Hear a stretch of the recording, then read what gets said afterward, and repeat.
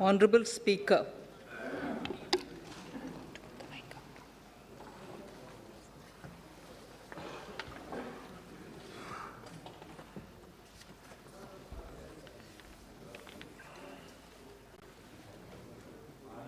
Honourable Speaker, sir, I present the budget for the year 2022-23.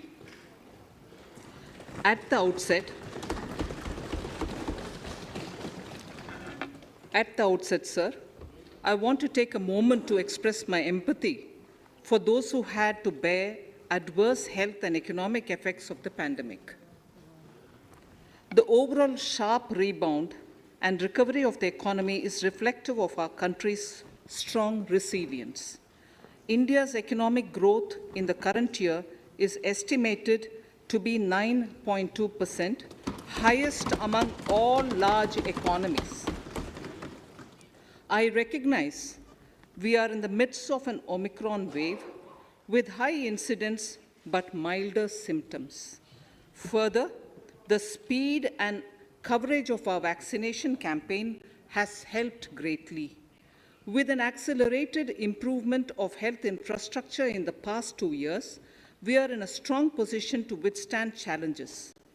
I am confident that with Sabka Prayas, we will continue our journey with strong growth. Honourable Speaker, we are marking Azadi Ka Amrit Mahotsav and have entered into Amrit Kal, the 25-year-long lead up to India at 100. Honourable Prime Minister, in his Independence Day address, had set out the vision for India at 100. By achieving certain goals during Amrit Kal, our government aims to attain this vision.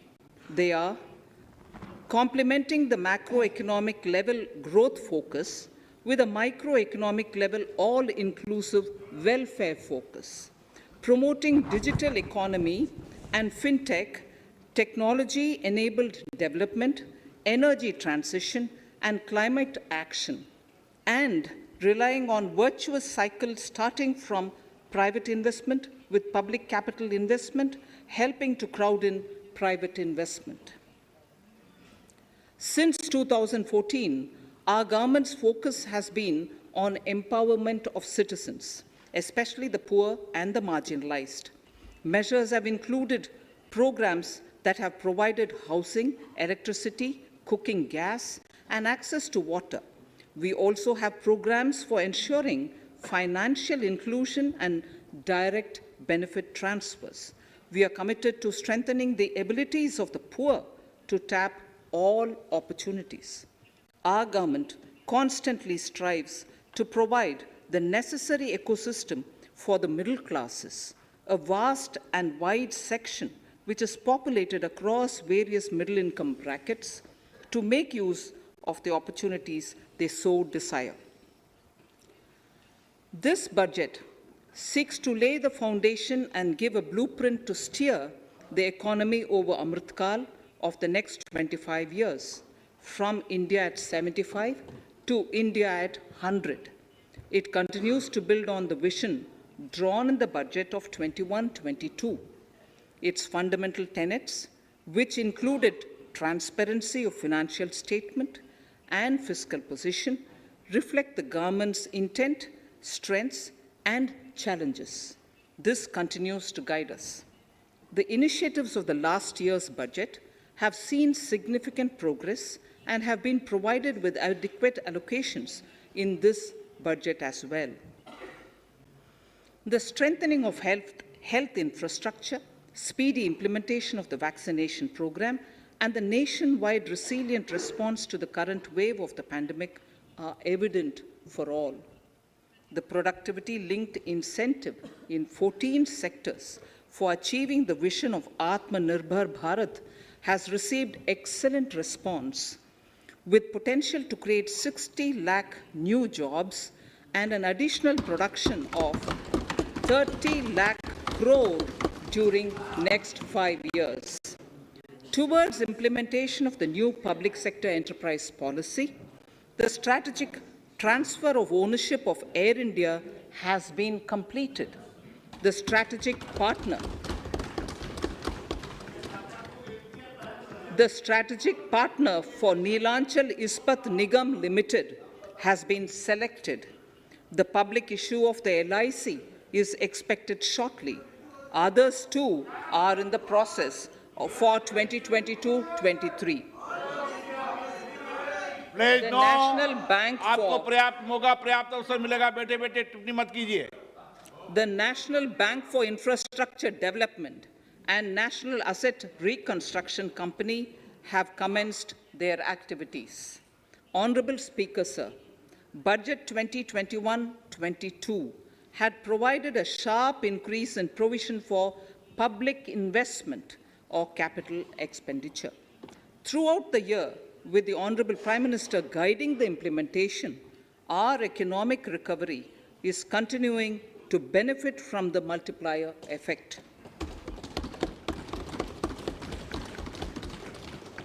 This budget continues to provide impetus for growth. It lays a parallel track of 1. A blueprint for the Amrit Kal, which is futuristic and inclusive. This will directly benefit our youth, women, farmers, the scheduled castes, and the scheduled tribes. And number 2, big public investment. Number 2, big public investment for modern infrastructure, readying for India at 100. This shall be guided by PM Gati Shakti and be benefited by the synergy of multimodal approach. Moving forward on this parallel track, we lay the following 4 priorities: PM Gati Shakti, inclusive development, productivity enhancement and investment, sunrise opportunity, are supported by the complementary roles of energy transmission, IT communication, bulk water and sewerage, and social infrastructure. Finally, the approach is powered by clean energy and Sabka Prayas. The efforts of the central government, the state governments, and the private sector together, leading to a huge job and entrepreneurial opportunities for all, especially the youth. PM Gati Shakti Master Plan, National Master Plan, the scope of PM Gati Shakti National Master Plan will encompass the 7 engines for economic transformation, seamless multimodal connectivity, and logistics efficiency. It will also include the infrastructure development by the state governments as per Gati Shakti Master Plan. The focus will be on planning, financing, including through innovative ways, use of technology, and speedier implementation. The projects pertaining to these 7 engines in the national infrastructure pipeline will be aligned with PM Gati Shakti framework. The touchstone of the master plan will be world-class modern infrastructure and logistics synergy among different modes of movement, both of people and goods, and location of projects. This will help raise the productivity and accelerate economic growth and development. Road transport. PM Gati Shakti Master Plan for expressways will be formulated in 22-23 to facilitate faster movement of people and goods. The National Highways network will be expanded by 25,000 kilometers in 2022-23. 20,000 crores of rupees will be mobilized through innovative ways of financing to complement the public resources. The data exchange among all mode operators will be brought on unified logistics interface platform, designed for application programming interface. This will provide for efficient movement of goods through different modes, reducing logistics cost and time, assisting just-in-time inventory management, and in eliminating tedious documentation. Most importantly, this will provide real-time information to all stakeholders and improve international competitiveness. Open source mobility stack for organizing seamless travel of passengers will also be facilitated.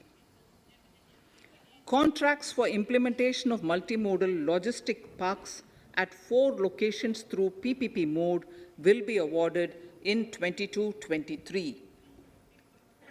Railways will develop new products and efficient logistics services for small farmers and small and medium enterprises, besides taking the lead in integration of postal and railways network to provide seamless solutions for movement of parcels.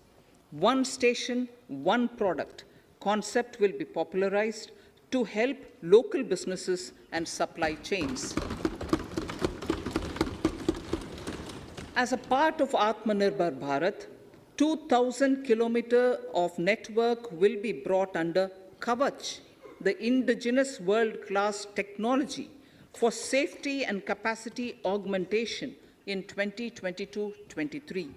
400 new generation Vande Bharat trains will better energy efficiency and passenger riding experience will be developed and manufactured during the next 3 years. 100 PM Gati Shakti cargo terminals for multimodal logistics facilities will be developed during the next 3 years. Innovative ways of financing and faster implementation will be encouraged for building metro systems of appropriate type at scale.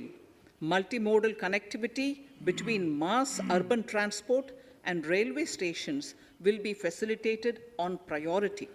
Design of metro systems, including civil structures, will be reoriented and standardized for Indian conditions and needs.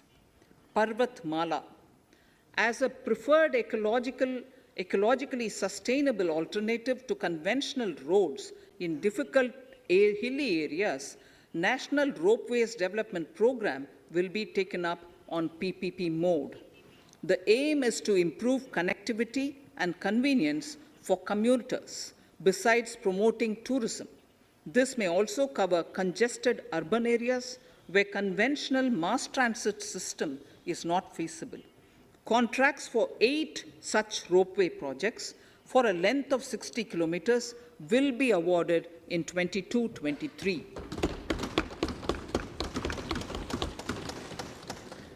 With technical support from the Capacity Building Commission, central ministries, state governments, and their infra agencies will have their skills upgraded.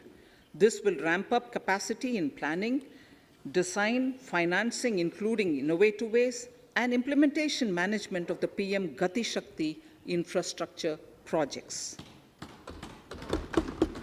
Inclusive development, our second priority. Agriculture. The procurement of wheat in Rabi 21-22 and the estimated procurement of paddy in Kharif 21-22 will cover 1,208 lakh metric tons of wheat and paddy from 163 lakh farmers, and 2.37 lakh crores will be the direct payment of MSP value to their accounts. Chemical-free natural farming will be promoted throughout the country, with a focus on farmers' lands in 5-kilometer wide corridors along the river Ganga at the first stage. 2023 has been announced as the International Year of Millets. Support will be provided for post-harvest value addition, enhancing domestic consumption, and for branding millet products nationally and internationally. To reduce our dependence on import of oil seeds, a rationalized and comprehensive scheme to increase domestic production of oil seeds will be implemented. For delivery of digital and high-tech services to farmers, with involvement of public sector research and extension institutions, along with private agri-tech players and stakeholders of agri-value chains, a scheme in PPP mode will be launched.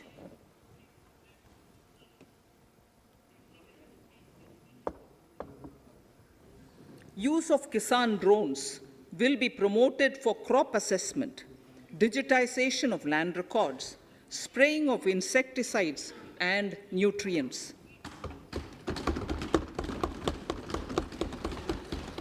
States will be encouraged to revise syllabi of agricultural universities to meet the needs of natural, zero budget, and organic farming, modern day agriculture, value addition, and management.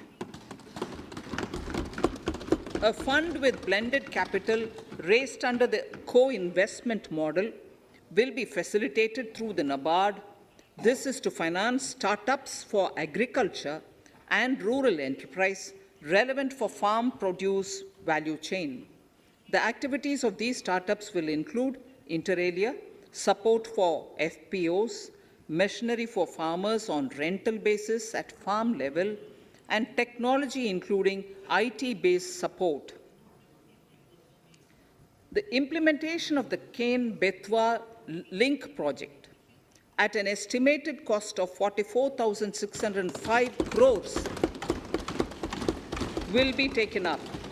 This is aimed at providing irrigation benefits to 9.0 lakh hectare of farmers' lands, drinking water supply to 62 lakh people, 103 megawatt of hydro, 27 megawatt of solar power, allocations of 4,300 crores of rupees in the RE 21-22 and 1,400 crores of rupees in 22-23 have been made for this project.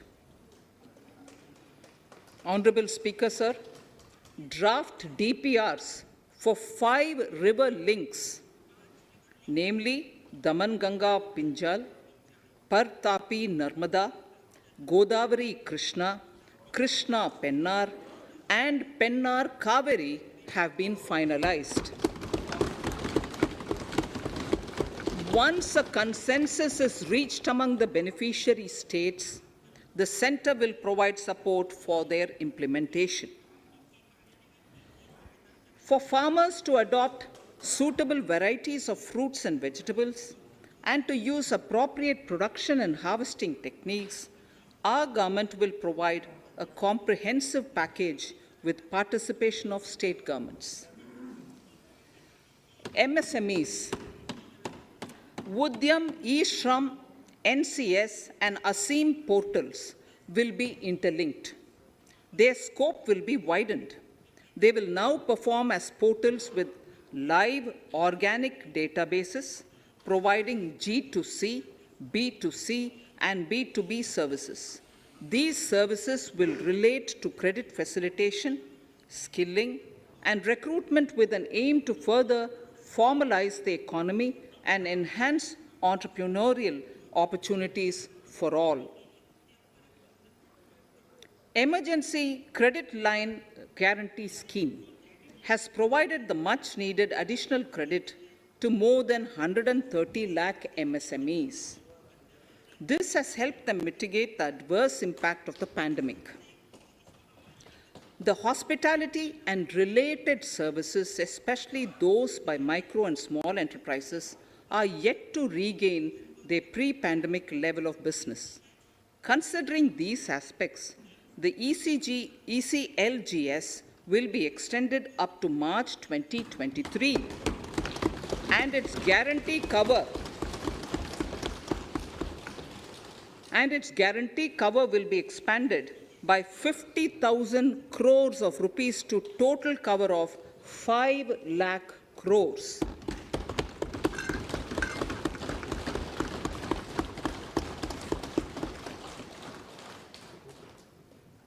With the additional amount being earmarked exclusively for the hospitality and related sectors. Credit Guarantee Trust for Micro and Small Enterprises, CGT-MSE, scheme will be revamped with required infusion of funds. This will facilitate additional credit of 2 lakh crore for micro and small enterprises and expand employment opportunities.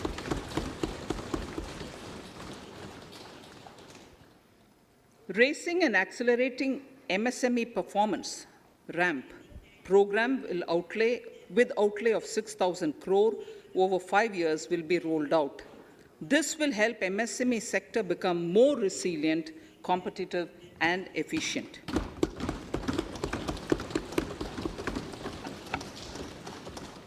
Skilling programs and partnership with the industry will be reoriented to promote continuous skilling avenues, sustainability, and employability. The National Skill Qualification Framework will be aligned with dynamic industry needs. Digital ecosystem for skilling and livelihood, the Desh Stack e-portal, will be launched. This aims to empower citizens to skill, reskill, or upskill through online training. It will also provide API-based trusted skill credentials, payment and discovery layers to find relevant jobs and entrepreneurial opportunities. Startups will be promoted to facilitate Drone Shakti through varied applications and for drone as a service. In select ITIs in all states, the required courses for skilling will be started. Due to the pandemic-induced closure of schools, our children, particularly in the rural areas and those from scheduled castes and scheduled tribes and other weaker sections, have lost almost 2 years of formal education. Mostly, these are children in government schools. We recognize the need to impart supplementary teaching and to build a resilient mechanism for education delivery. For this purpose, One Class, One TV channel program of PM E-Vidya will be expanded from 12 to 200 TV channels. This will enable all states to provide supplementary education in regional languages for classes 1 to 12.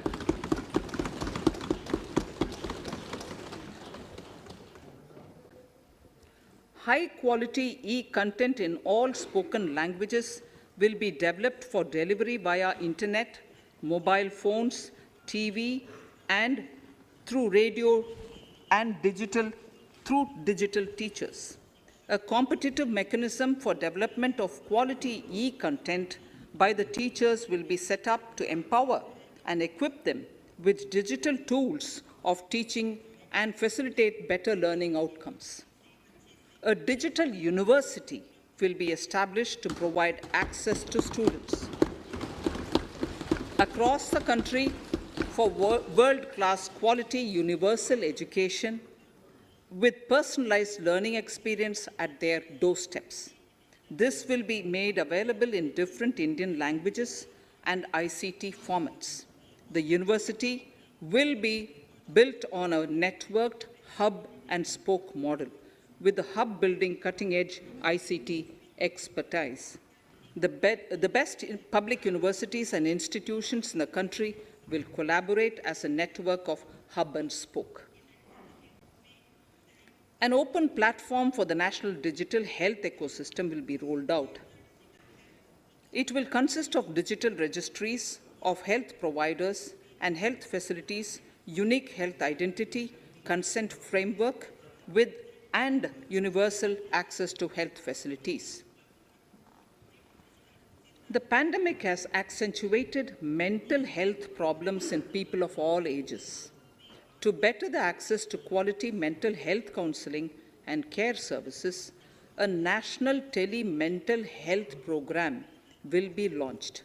This will include a network of 23 tele-mental health centers of excellence, with NIMHANS being the nodal center, and International Institute of Information Technology, Bangalore, IIIT Bangalore, providing technology support.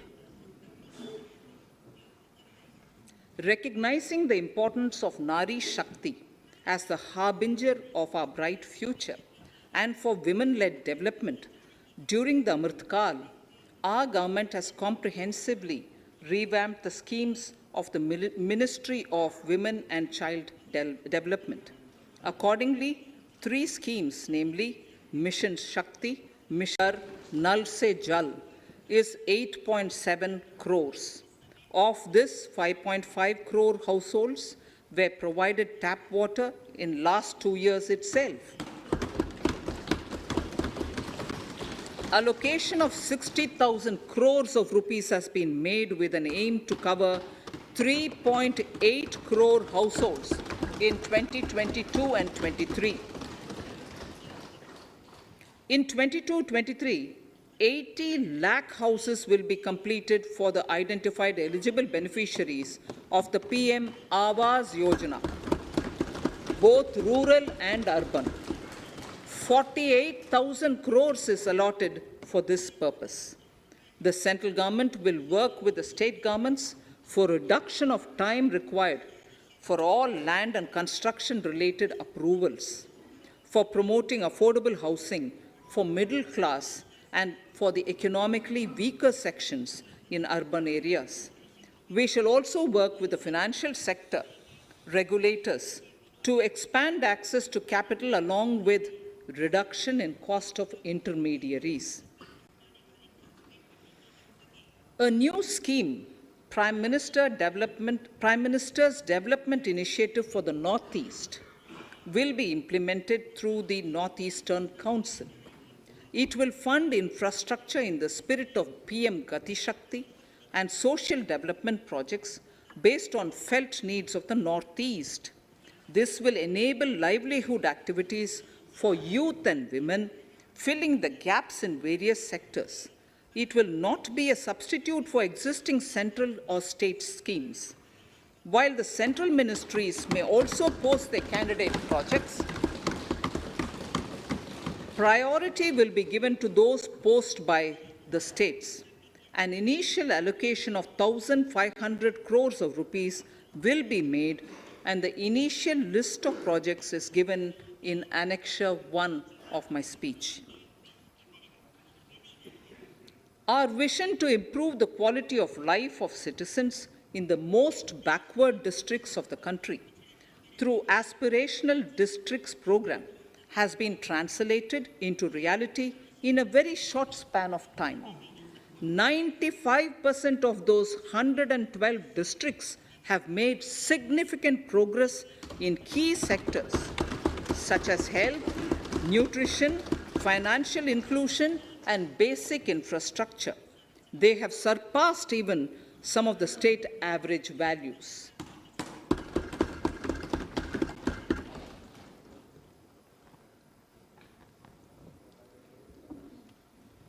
However, in those districts, some blocks continue to lag. In 22-23, the program will focus on such blocks in those districts. Border villages with sparse population, limited connectivity, and infrastructure often get left out from the development gains. Such villages on the northern border will be covered under a new Vibrant Villages program.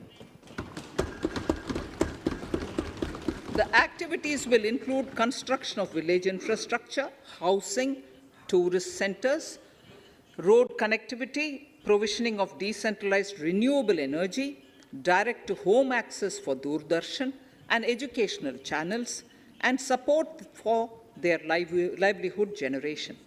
Additional funding for these activities will be provided. Existing schemes will be converged.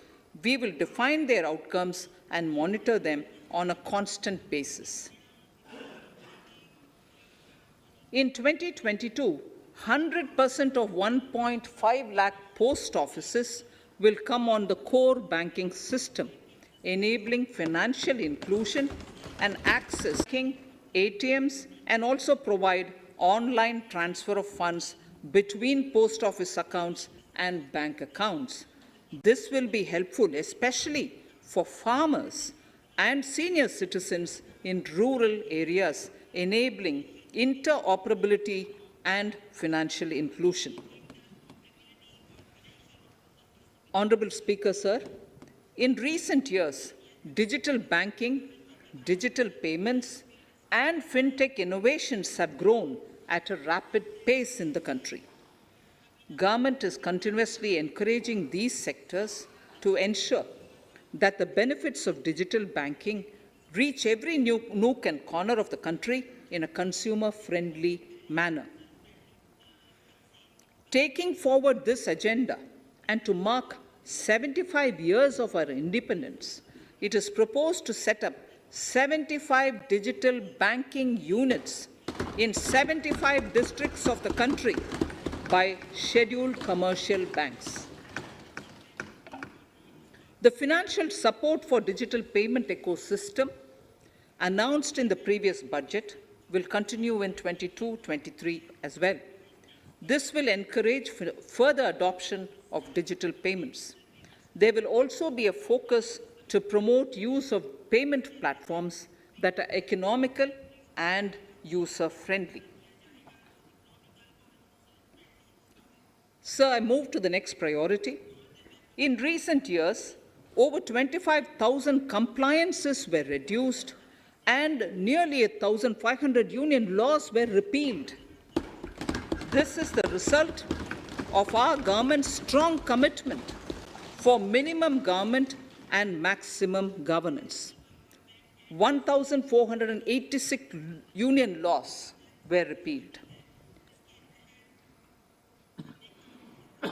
Our trust in the public and ease of doing business is what is highlighted here, sir. For the Amrit Kal, the next phase of ease of doing business 2.0 and ease of living will be launched. In our endeavor to improve productive efficiency of capital and human resources, we will follow the idea of trust-based governance. The new phase will be guided by an active involvement of the states, digitization of manual processes and interventions, integration of the central and state level systems through IT bridges, a single point access for all citizen-centric services, and standardization and removal of overlapping compliances, crowdsourcing of suggestions and ground-level assessment of the impact with active involvement of citizens and businesses will be encouraged. A single window portal, Parivesh, for all green clearances was launched in 2018. It has been instrumental in reducing the time required for approvals significantly. The scope of this portal will be expanded to provide information to the applicants based on location of units. Information about specific approvals will be provided. It will enable application for all 4 approvals through a single form and tracking of the process through Centralized Processing Center Green, CPC Green. E-passports. The issuance of e-passports using embedded chip and futuristic technology will be rolled out in 22-23 to enhance the convenience for the citizens in their overseas travel. By the time of India at 100, nearly half our population is likely to be living in urban areas. To prepare for this, orderly urban development is of critical importance. This will help realize the country's economic potential, including livelihood opportunities for the demographic dividend. For this, on the one hand, we need to nurture the megacities and their hinterlands to become current centers of economic growth. On the other, we need to facilitate Tier 2 and Tier 3 cities to take on the mantle in the future. This would require us to reimagine our cities into centers of sustainable living with opportunities for all, including women and our youth. For this to happen, urban planning cannot continue with a business-as-usual approach. We plan to steer a paradigm change. A high-level committee of reputed urban planners, urban economists, and institutions will be formed to make recommendations on urban sector policies, capacity building, planning, implementation, and governance. For urban capacity building, support will be provided to the states. Modernization of building bylaws, town planning schemes, transit-oriented development will be implemented. This will facilitate reforms for people to live and work closer to the mass transit systems. The central government's financial support for mass transit projects and Amrit scheme will be leveraged for formulation of action plans and their implementation for facilitating the TOD and TPS by the states.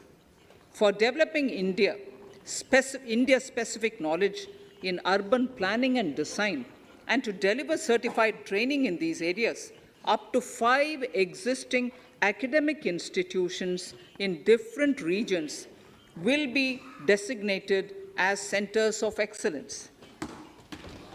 These centers will be provided endowment fund of 250 crore each. In addition, the AICTE will take the lead to improve syllabi, quality, and access of urban planning courses in other institutions. We will promote a shift to use of public transport in urban areas.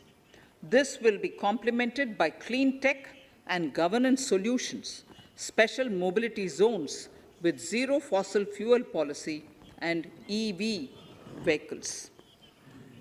Battery swapping policy. Considering the constraint of space in urban areas, for setting up charging stations at scale, a battery swapping policy will be brought out and interoperability standards will be formulated.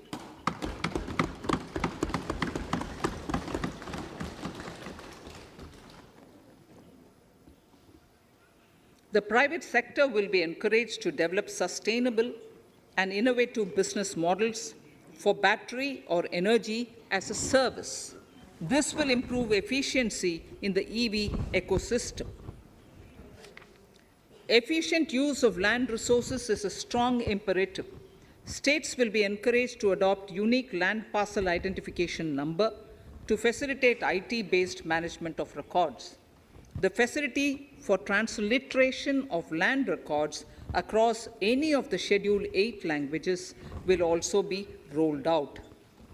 The adoption of linkage with National Generic Document Registration System, NGDRS, with the One Nation, One Registration software will be promoted as an option for uniform process of registration and anywhere registration of deeds and documents.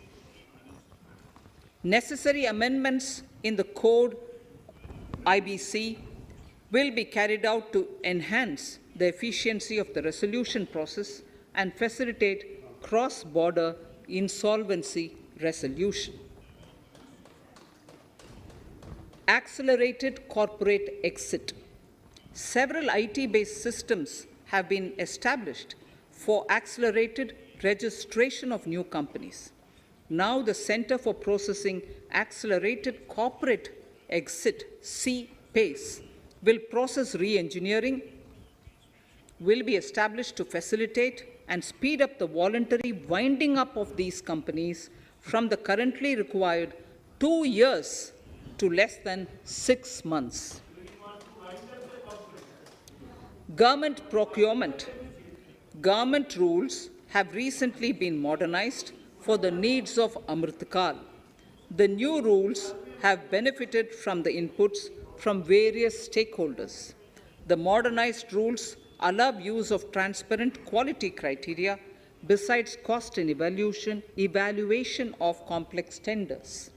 Provisions have been made for payment of 75% of running bills mandatorily within 10 days and for encouraging settlements of disputes through conciliation.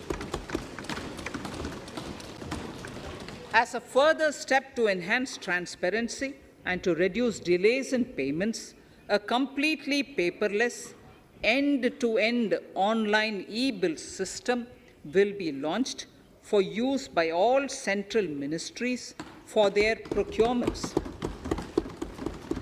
The system will enable the suppliers and contractors to submit online their digitally signed bills and claims and track their status from anywhere. To reduce indirect cost for suppliers and work contractors, the use of surety bonds as a substitute for bank guarantee will be made acceptable in government procurements.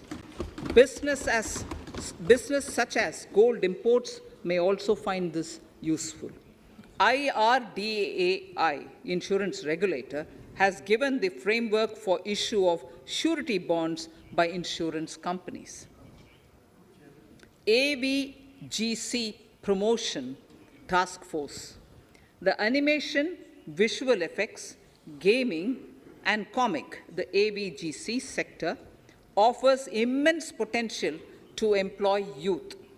An AVGC Promotion Task Force with all stakeholders will be set up to recommend ways to realize this and build domestic capacity for serving our markets and the global demand.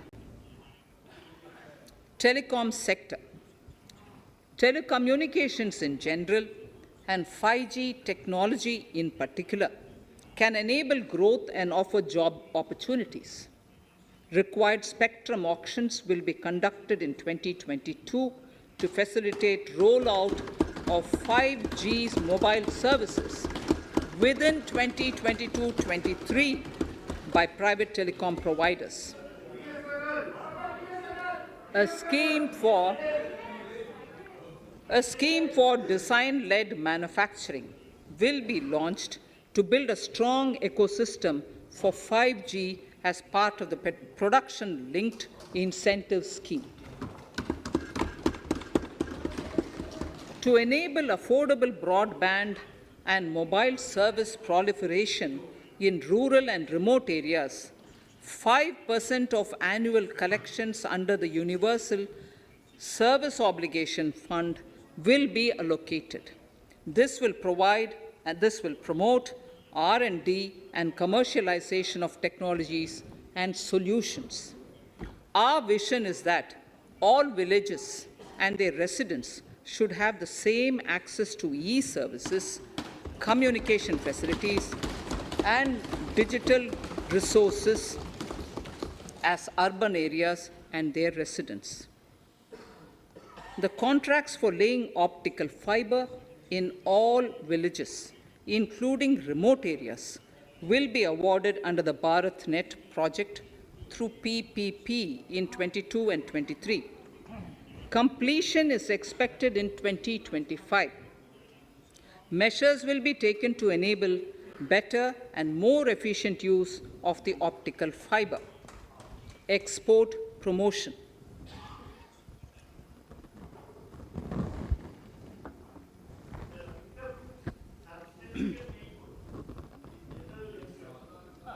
The Special Economic Zones Act will be replaced with a new legislation that will enable the states to become partners in development of enterprise and service hubs.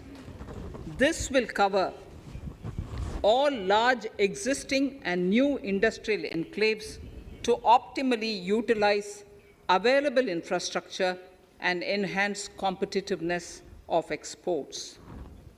Atmanirbharta in defense. Our government is committed to reducing imports and promoting Atmanirbharta in equipment for the armed forces. 68% of the capital procurement budget will be earmarked for domestic industry in 22-23, up from 58% in 21-22. Defense R&D will be opened up for industry, startups, and academia, with 25% of defense R&D budget earmarked. Private industry will be encouraged to take up design, and development of military platforms and equipment in collaboration with DRDO and other organizations through SPV model. An independent nodal umbrella body will be set up for meeting wide-ranging testing and certification requirements. Artificial intelligence, geospatial systems and drones, semiconductor and its ecosystem, space economy, genomics and pharmaceuticals, green energy and clean mobility systems have immense potential to assist sustainable development at scale and modernize the country. They provide employment opportunities for our youth and make Indian industry more efficient and competitive. Supportive policies, light touch regulations, facilitative actions to build domestic capacities and promotion of research and development will guide the government's approach. For R&D in the sunrise opportunities, in addition to efforts of collaboration among academia, industry, and public institutions, government contribution will be provided. Energy transition and climate change. The risks of climate change are the strongest negative externalities that affect India and other countries. As Honorable Prime Minister said at the COP26 summit in Glasgow last November, and I quote, "What is needed today is mindful and deliberate utilization instead of mindless, destructive consumption," unquote. The low-carbon development strategy, as enunciated in the Panchamrit that he announced is an important reflection of our government's strong commitment towards sustainable development. The strategy opens up huge employment opportunities and will take the country on a sustainable development path. This budget proposes several near-term and long-term actions accordingly. Solar power. To facilitate domestic manufacturing for the ambitious goal of 280 gigawatts of installed solar capacity by 2030, an additional allocation of 19,500 crores for PLI, production-linked incentive, for manufacturing of high-efficiency modules with priority to fully integrate manufacturing units from polysilicon to solar PV modules will be made. Honorable Speaker, sir, the circular economy transition is expected to help in productivity enhancement as well as creating large opportunities for new businesses and jobs.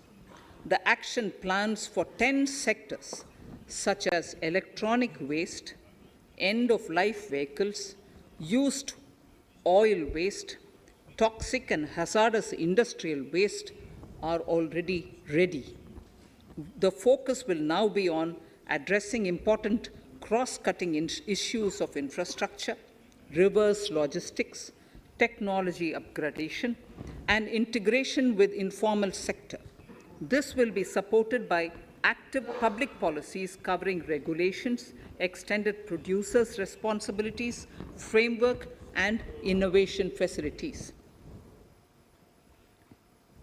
5 to 7% biomass pellets will be co-fired in thermal power plants, resulting in carbon dioxide savings of 38 MMT annually.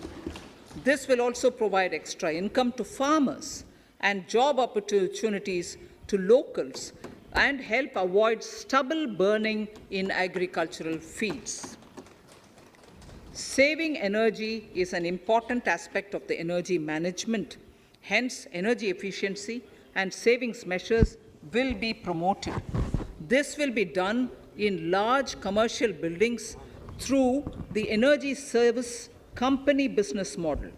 It will facilitate capacity building and awareness for energy audits, performance contracts, and common measurement of and verification protocol. 4 pilot projects for coal gasification and conversion of coal into chemicals required for the industry will be set up to evolve technical and financial viability. The policies and required legislative changes to promote agroforestry and private forestry will be brought in. In addition, financial support will be provided to farmers belonging to scheduled agroforestry. Honourable Speaker, I now move to the fourth priority, financing of investments. Capital investment holds the key to speedy and sustainable economic revival and consolidation through its multiplier effect. Capital investment also helps in creating employment opportunities, induced enhanced demand for manufactured input from large industries and MSMEs, services from professionals, and help farmers through better agri-infrastructure. The economy has shown strong resilience to come out of the effects of the pandemic with high growth. However, we need to sustain that level to make up for the setback of 2020-2021. As outlined in para 5 earlier, the virtuous cycle of investment requires public investment to crowd in private investment. At this stage, private investments seem to require that support to rise to their potential and to the needs of the economy. Public investment must continue to take the lead and prime the private investment and demand in 2022-23. Considering the above imperative, the outlay for capital expenditure in the Union budget is once again being stepped up sharply by 35.4% from 5.54 lakh crore in the current year to 7.50 lakh crores in 22-23. This has increased to more than 2.2 times the expenditure of 2019-20. This outlay in 22-23 will be 2.9% of the GDP. Effective capital expenditure.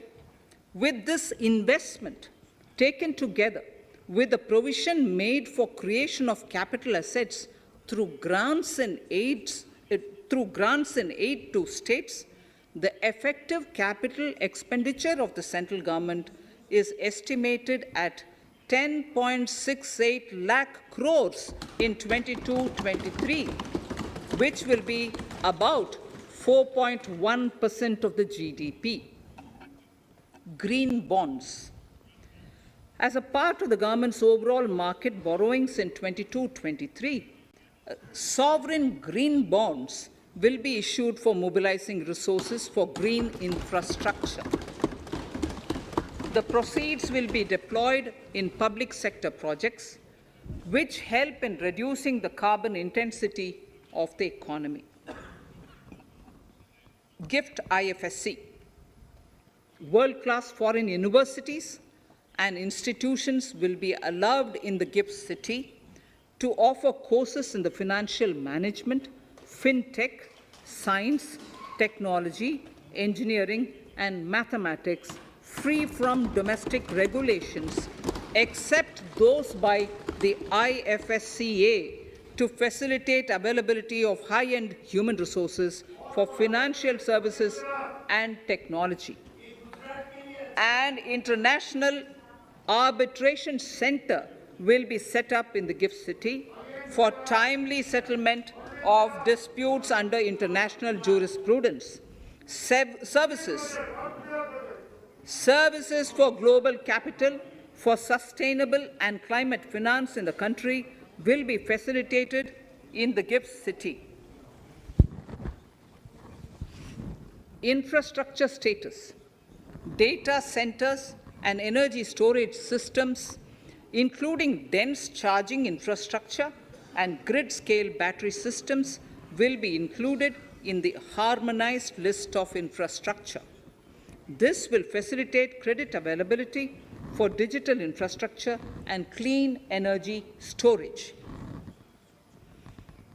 Venture capital and private equity invested more than 5.5 lakh crores last year, facilitating one of the largest startup growth system. Scaling up this investment requires a holistic examination of regulatory and other frictions. An expert committee will be set up to examine and suggest appropriate measures. Government-backed funds, NIIF and SIDBI, Fund of Funds, have provided scale capital, creating a multiplier effect. For encouraging important sunrise sectors such as climate action, deep tech, digital economy, pharma, and agri-tech, the government will promote these thematic funds for blended finance, with the government share being limited to 20% and the funds being managed by private fund managers.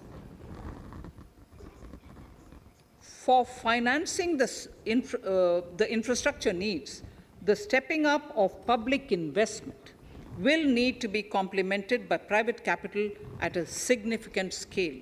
Measures will be taken to enhance financial viability of projects, including PPP, with technical and knowledge assistance from multilateral agencies. Enhancing financial viability shall also be obtained by adopting global best practices, innovative ways of financing, and balanced risk allocation. Digital rupee.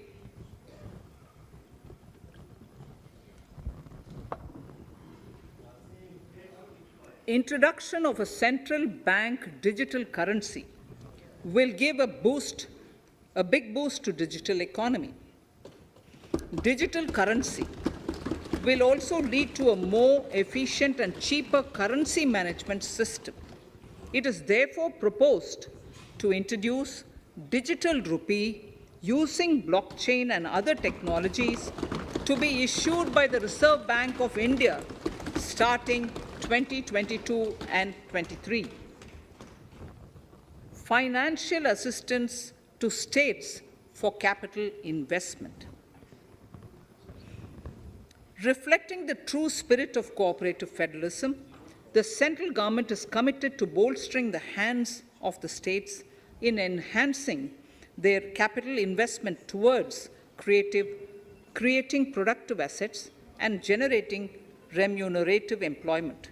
The scheme for financial assistance to states for capital investment has been extremely well received by the states. In deference to the requests received during my meeting with the chief ministers and state finance ministers, the outlay for this scheme is being enhanced from 10,000 crores in the budget estimates to 15,000 crores in the revised estimates for the current year.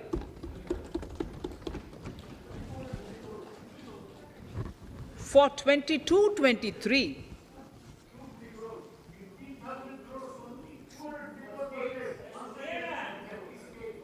I'll repeat that sentence for the benefit of many of our honorable members.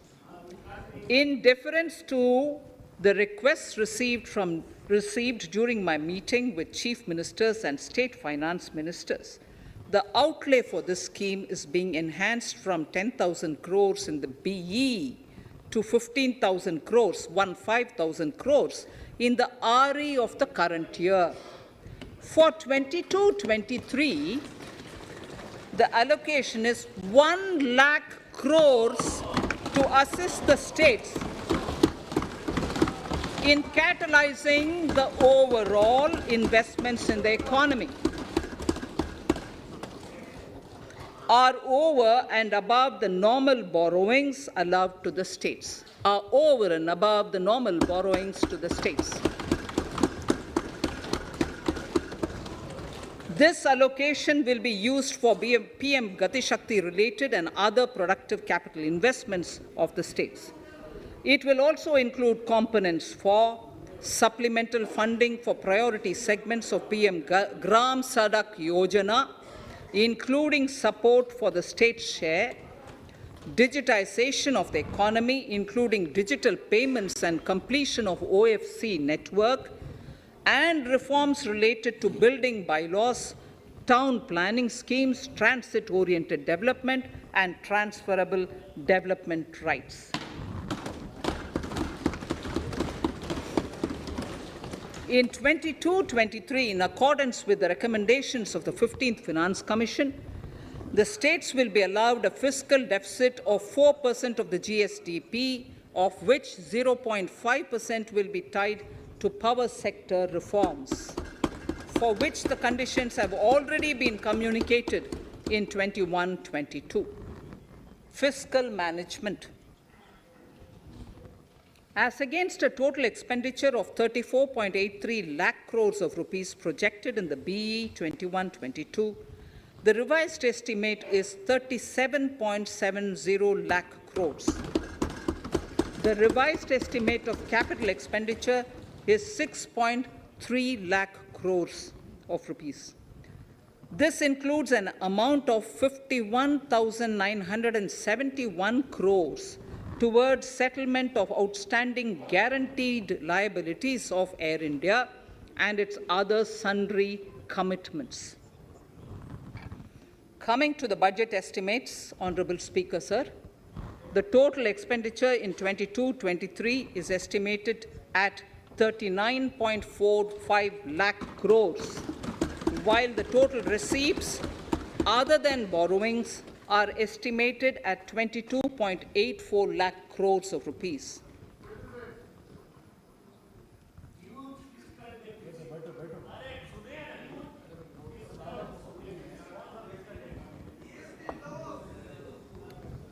The revised fiscal deficit, Honourable Speaker, in the current year is estimated at 6.9% of the GDP, as against 6.8% projected in the budget estimates.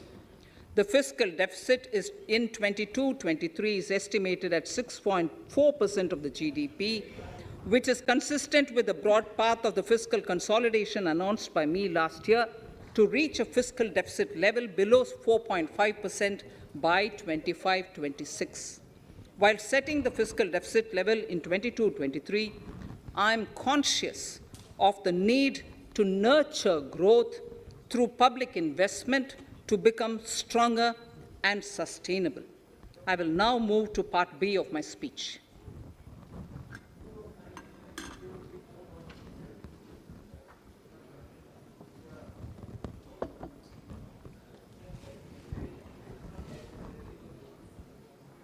Direct tax. Honourable Speaker, sir, I take this opportunity to thank all the taxpayers of our country who have contributed immensely and strengthened the hands of the government in helping their fellow citizens in this hour of need. So I have brought in a little verse from the Mahabharata. I won't spend more time reading because I would like the speech to get enough time. However, the substance of it is the king must make arrangements for yoga kshema, which is the welfare of the populace, by way of abandoning any laxity and by governing the state in line with dharma, along with collecting taxes which are in consonance with dharma. This is Mahabharata Shanti Parva Adhyaya, Shloka 11 from 72. Drawing wisdom from our ancient texts, we continue on the path to progress. The proposals in this budget, while continuing with our declared policy of stable and predictable tax regime, intend to bring more reforms that will take ahead our vision to establish a trustworthy tax regime. This will further simplify the tax system, promote voluntary compliance by taxpayers, and reduce litigation. Introducing new updated return. India is growing at an accelerated pace, and people are undertaking multiple financial transactions. The Income Tax Department has established a robust framework of reporting of taxpayers' transactions. In this context, some taxpayers may realize that they have committed omissions or mistakes in correctly estimating their income for tax payment. To provide an opportunity to correct such errors, I'm proposing a new provision permitting taxpayers to file an updated return on payment of additional tax. This updated return can be filed within 2 years from the end of the relevant assessment year.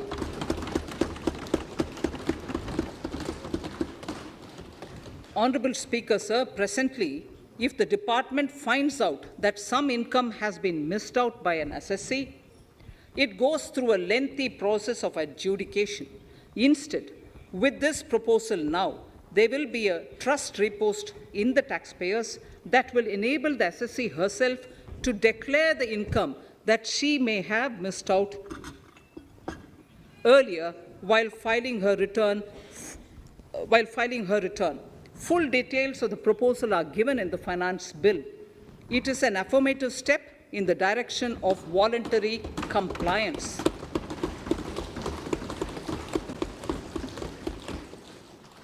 Reduced alternative minimum tax rate and surcharge for cooperatives.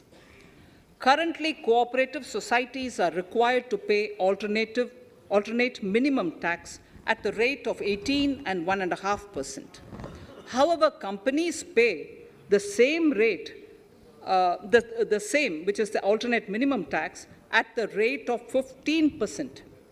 To provide a level playing field between cooperative societies and companies, I propose to reduce this rate for the cooperative societies also to 15%. Honourable Speaker, sir, I also propose to reduce the surcharge on cooperative societies from the present 12% to 7% for those having total income of more than 1 crore and up to 10 crores. This would help in enhancing income of cooperative societies and its members who are mostly from the rural and from farming communities. Tax relief to persons with disability.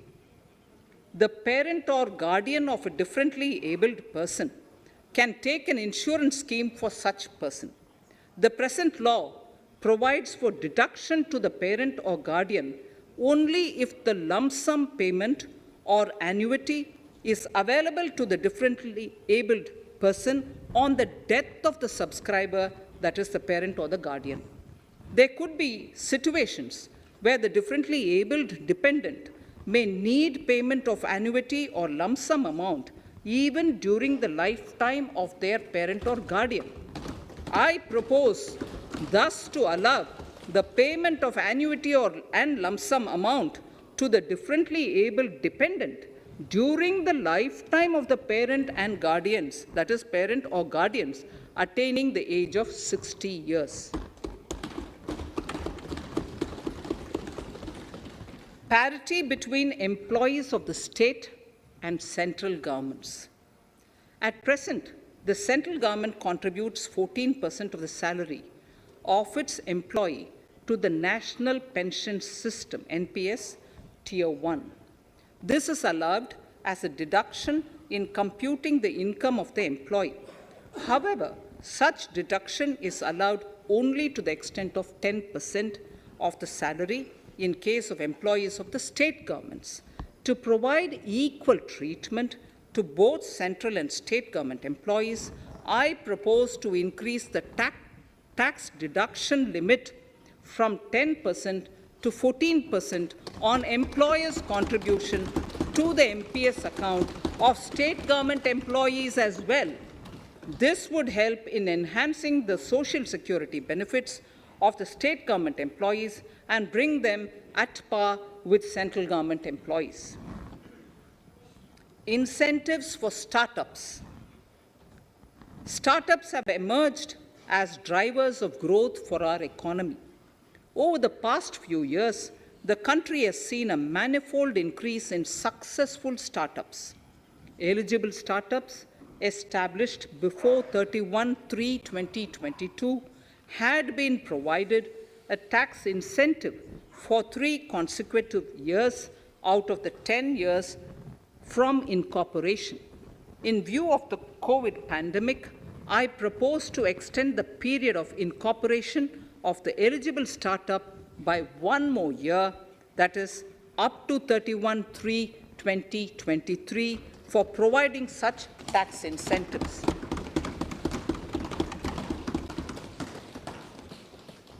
Incentives for newly incorporated manufacturing entities under concessional tax regime.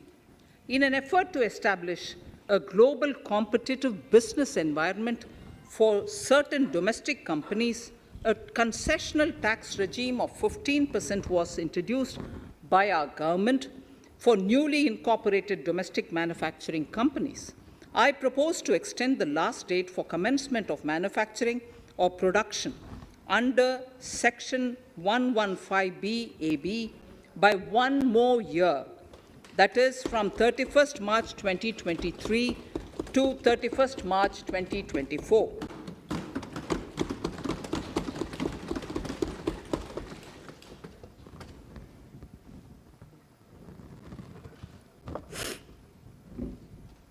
Scheme for taxation of virtual digital assets. There has been a phenomenal increase in transaction in virtual digital assets. The magnitude and frequency of these transactions have made it imperative to provide for a specific tax regime. Accordingly, for the taxation of virtual digital assets, I propose to provide that any income from transfer of any virtual digital asset shall be taxed at the rate of 30%, 30%.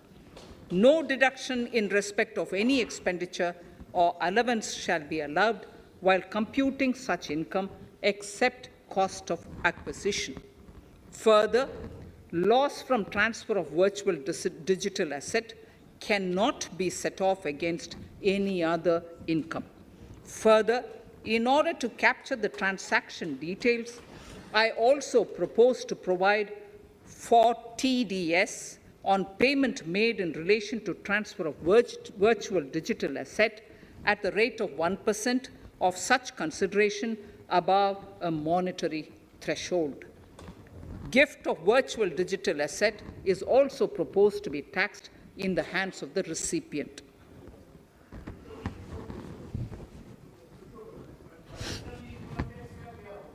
Litigation management to avoid repetitive appeals by the department. It has been observed that a lot of time and resources are consumed in filing of appeals which involve identical issues. Taking forward our policy of sound litigation management, I propose to provide that if a question of law in the case of an assessee is identical to a question of law which is pending in the appeal before a jurisdictional high court or Supreme Court, in any case, the filing of further appeal in the case of this assessee by the department shall be deferred till such a question of law is decided by the jurisdictional high court or the Supreme Court. This will greatly help in reducing the repeated litigation between taxpayer and the department. Taking forward our efforts to further promote the IFSC, I hereby propose to provide that income of a non-resident from offshore derivative instruments or over-the-counter derivatives issued by an offshore banking unit, income from royalty and interest on account of lease of ship, and income received from portfolio management services in IFSC shall be exempt from tax subject to specified conditions. Rationalization of surcharge. In the globalized business world, there are several work contracts whose terms and conditions mandatorily require formation of a consortium. The members in the consortium are generally companies. In such cases, the income of these AOPs has to suffer a graded surcharge up to 37%, which is a lot more than surcharge on the individual companies. Accordingly, I propose to cap the surcharge of these AOPs at 15%, 15%. Further, the long-term capital gains on listed equity shares, units, etc., are liable to maximum surcharge of 15%, while other long-term capital gains are subjected to a graded surcharge which goes up to 37%. I propose to cap the surcharge on long-term capital gains arising on transfer of any type of assets at 15%. This step will give a boost to startup community, and along with my proposal on the extended tax benefits to manufacturing companies and startups, reaffirms our commitment to Atmanirbhar Bharat. Clarification in relation to health and education cess as business expenditure. The income tax is not an allowable expenditure for computation of business income. This includes tax as well as surcharges. The health and education cess is imposed as an additional surcharge programs. However, some courts have allowed health and education cess as business expenditure, which is against the legislative intent. To reiterate the legislative intent, I propose to clarify that any surcharge or cess on income and profits is not allowable as business expenditure. Deterrence against tax evasion. Honorable Speaker, sir, presently there is ambiguity regarding set-off of brought forward loss against undisclosed income detected in search operations. It has been observed that in many cases where undisclosed income or suppression of sales, etc., is detected, payment of tax is avoided by setting off of losses. In order to bring certainty and to increase deterrence among tax evaders, I propose to provide that no set-off of any loss shall be allowed against undisclosed income detected during search and survey operations.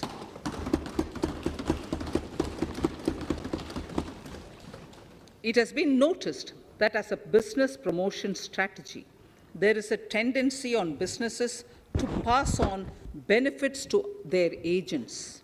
Such benefits are taxable in the hands of the agents. In order to track such transactions, I propose to provide for tax deduction by the person giving benefits if the aggregate value of such benefits exceeds 20,000 rupees during the financial year. A few other changes are being made, the details of which are there in the finance bill. Indirect taxes. So remarkable progress in GST. GST has been a landmark reform of independent India, showcasing the spirit of cooperative federalism. While aspirations were high, there were huge challenges too. These challenges were overcome deftly and painstakingly under the guidance and the oversight of the GST Council. We can now take pride in a fully IT-driven and progressive GST regime that has fulfilled the cherished dream of India as one market, one tax. There are still some challenges remaining, and we aspire to meet them in the coming year. The right balance between facilitation and enforcement has engendered significantly better compliance, and enforcement has engendered better compliance. GST revenues are buoyant despite the pandemic. I would bring in something which I've got to know this morning, not part of my speech, but worth putting in here for the knowledge of the Honorable House. I would like to bring to the notice of this House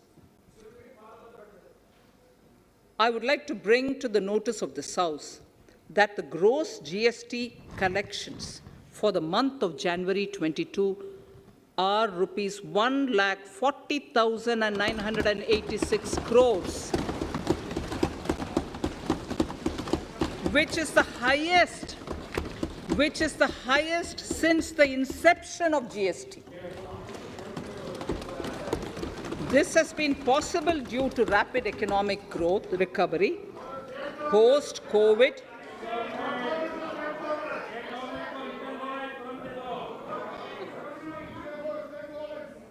This has been possible due to the rapid economic recovery post-COVID, as well as various policy and administration undertaken by central and state tax administrations. Taxpayers deserve applause for this growth. Not only did they adapt to the changes, but enthusiastically contributed to the cost of paying taxes. Special economic zones. In part A of my speech, I have referred to the proposed reforms in SEZs. Alongside, we will also undertake reforms in customs administration of SEZs, and it shall henceforth be fully IT-driven and function on the customs national portal with a focus on higher facilitation and with only risk-based checks. This will ease doing business by SEZ units considerably. This reform shall be implemented by 30th September 2022. Customs reforms and duty rate changes. Customs administration has reinvented itself over the years through liberalized procedures and infusion of technology. Faceless customs has been fully established. During COVID-19 pandemic, customs formation have done exceptional frontline work against all odds, displaying agility and purpose. Customs reforms have played a very vital role in domestic capacity creation, providing level playing field to our MSMEs, easing the raw material supply side constraints, enhancing ease of doing business, and being an enabler to other policy initiatives such as PLI and phased manufacturing plans. My proposal on customs side are aligned to these objectives. Project imports and capital goods, doubling the production of capital goods by 2025. This would create an employment opportunities and result in increased economic activity. However, several duty exemptions, even extending to over 3 decades, in some cases have been granted to capital goods for various sectors like power, fertilizer, textiles, leather footwear, food processing, and fertilizers. These exemptions have hindered the growth of the domestic capital goods sector. Similarly, project import duty concessions have also deprived the local producers of a level playing field in areas like coal mining projects, power generation, transmission, or distribution projects, railway and metro projects. Our experience suggests that reasonable tariffs are conducive to the growth of domestic industry and make in India without significantly impacting the cost of essential imports. Accordingly, Honourable Speaker, Sir, it is proposed to phase out the concessional rates in capital goods and project imports gradually and apply a moderate tariff of 7.5%. Certain exemptions for advanced machineries that are not manufactured within the country shall continue. A few exemptions are being introduced on inputs like specialized castings, ball screw, and linear motion guide to encourage domestic manufacturing of capital goods. In the last 2 budgets, we have rationalized several customs exemptions. We have once again carried out an extensive consultation, including by crowdsourcing. As a result of these consultations, more than 350 exemption entries are proposed to be gradually phased out. These include exemptions on certain agricultural produce,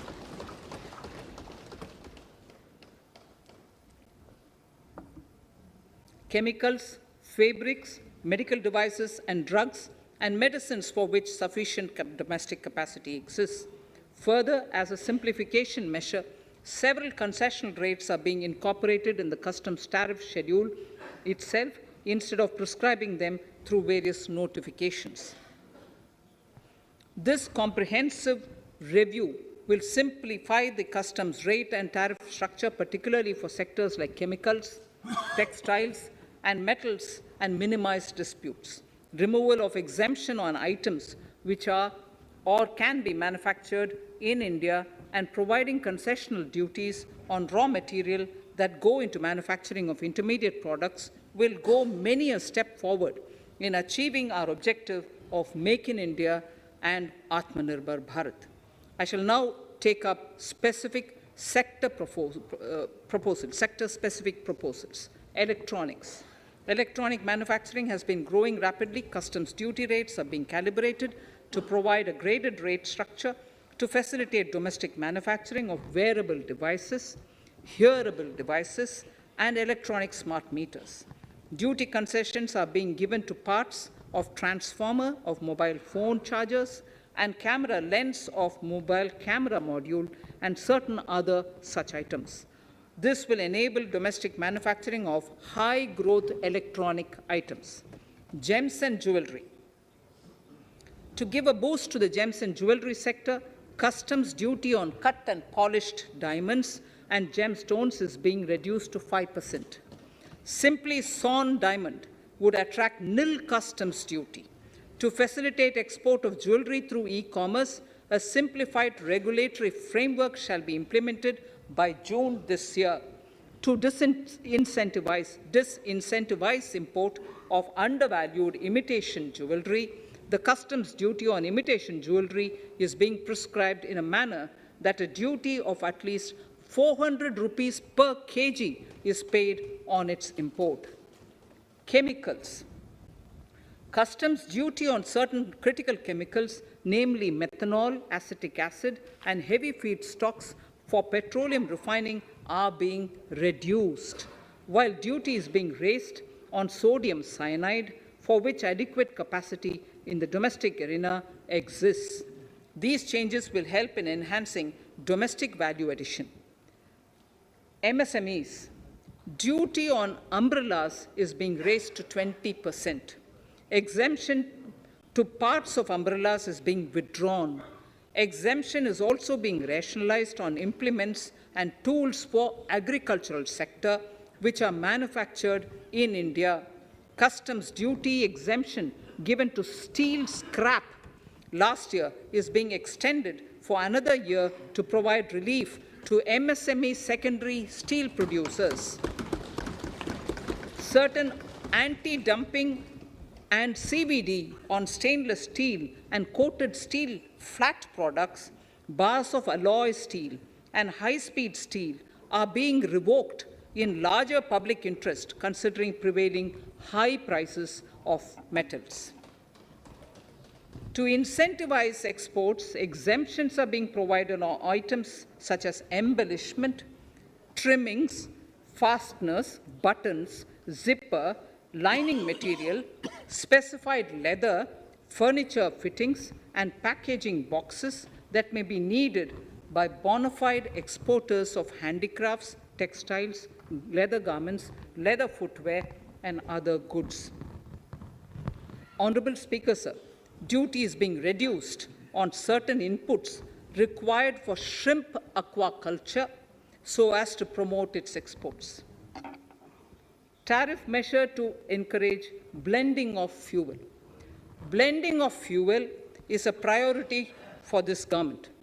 To encourage the efforts for blending of fuel, unblended fuel shall attract an additional differential excise duty of rupees 2 per litre from first day of October 22.